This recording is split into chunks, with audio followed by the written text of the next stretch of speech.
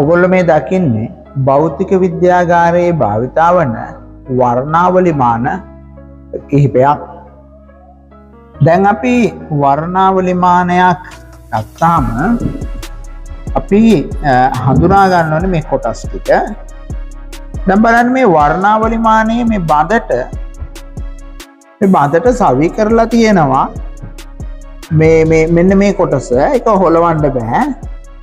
අන්න ඒක තමයි සමාන්තරකය. හරි, මේ තියෙන්නේ සමාන්තරකය.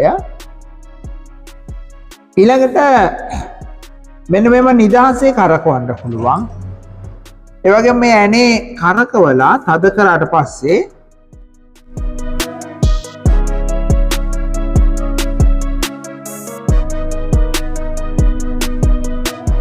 මේ විදියට කරකවන්න පුළුවන්.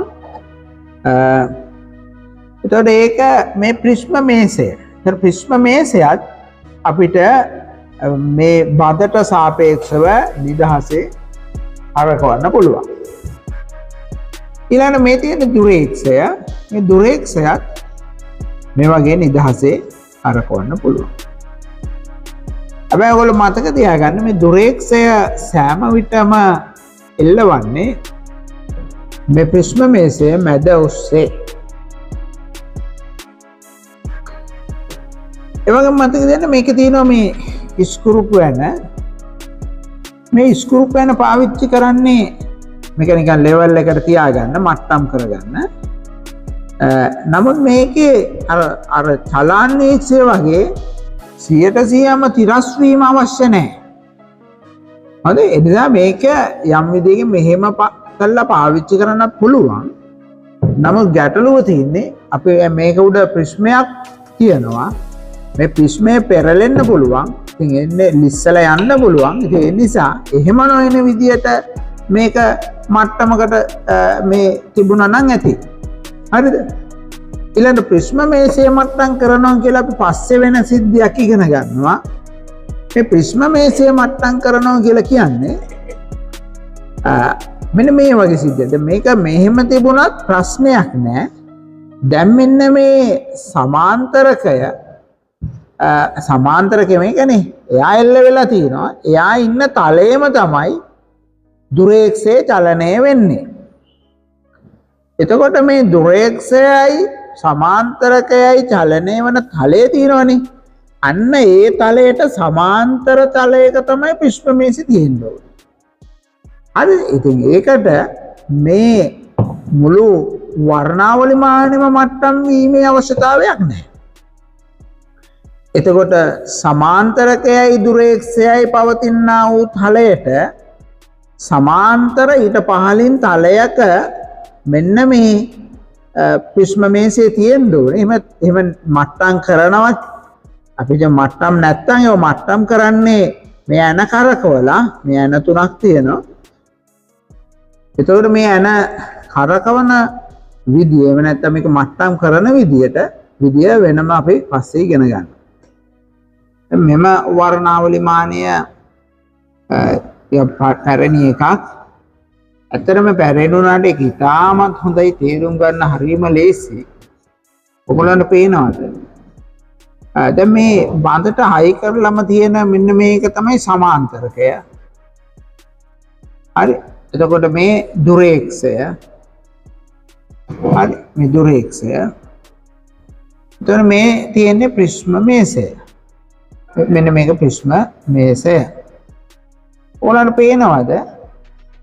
මේ ප්‍රිස්ම මේසය සමග මේ වෙලාවේ ප්‍රධාන පරිමාණය මේ කෝණමානය අංශක බිඳුවේ ඉඳන් 360 දක්වා කුඩාම මිනුම අංශකයේ බැගින් වන ප්‍රධාන පරිමාණයක් සහිත කෝණමානයක් සවි කරලා තියෙන්නේ. ඒතර ප්‍රිස්ම මේසය සමග එක කැරකෙනවා. බලන්න දුරේක්ෂය සමග මේ වර්නියර් පරිමාණය චලනය වෙනවා.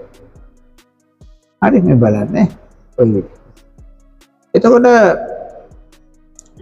මේ ප්‍රිස්ම මේසය චලනය වෙන එක වළක්වන්න මේකෙන් තද කරන්න ඕන නම් මෙතන ඇණයක් තියෙනවා. මේ ඇණේ තද කරාම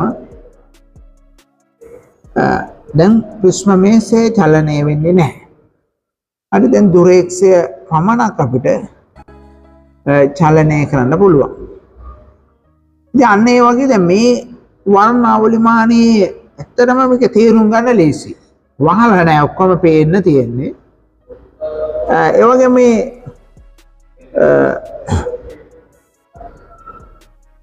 මේ ඇන කරකවලා දැන් දුරේක්ෂය උනත් ඉතා කුඩා ප්‍රමාණ කරකවා ගන්න. හරිද? මේ බලන්න සීරු මාරු කර ගැනීමට මේ ඇන පාවිච්චි කරන්න පුළුවන්. ඉතින් අපි ඒව ගැන අපේ වැඩි අවධානය යොමු කරන්නේ නැහැ. මෙම වර්ණාවලි මානය බලමු. ඒකෙත් අපිට ඇත්තටම පේනවා හොඳටම පේනවා මේ සමාන්තරකයක චලනය වෙන්නේ නැති විදිහට හදලා තියෙනවා ස්ථිරව සවි කරලා මේ සමාන්තරකය. මේ සමාන්තරකය ස්ථිරව තියෙද්දී මේ ප්‍රිස්ම මේසෙ දැන් මේක තදයි. මේ තියෙන ප්‍රිස්ම මේසෙ බුරුල් කර නැහැ නේද? එතකොට දැන් මේක බුරුලයි. ඉතින් ප්‍රිස්ම මේසෙ විතරක් වෙනම ඕනනම් චලනය කරත හැකියි.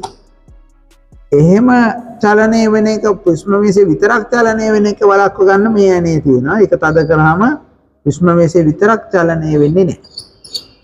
ඒතර ඔන්න ඒ විදිහට චලනය කරගන්න පුළුවන්. දැන් මම ප්‍රිස්ම මේසෙ ටිකක් තද කරන්නම්. එතකොට ප්‍රිස්ම මේසෙ දැන් තදයි. දැන් බලමු අපි දුරේක්ෂය. ඉතින් මෙහෙම දුරේක්ෂය චලනය කරන්න පුළුවන්. ඒකත් අපිට ඇත්තටම හොඳට පේනවා මේ පරිමාණ. අර දැන් අලුත් දැන් තියෙන ගොඩක් ඉස්කෝලවල වල තියෙන මේවා වහපුවා. ඒතකොට ළමයින්ට තේරුම් ගන්න අමාරුයි. දැන් මේ තියෙන වට පරිමාණයේ අංශක උඩාම මිනුම අංශක භාගයයි කලින් එකේ තිබෙන අංශකය. එතකොට මේ තියෙන වර්නියර් පරිමාණය එක කොටස් 30කට බෙදලා තියෙනවා.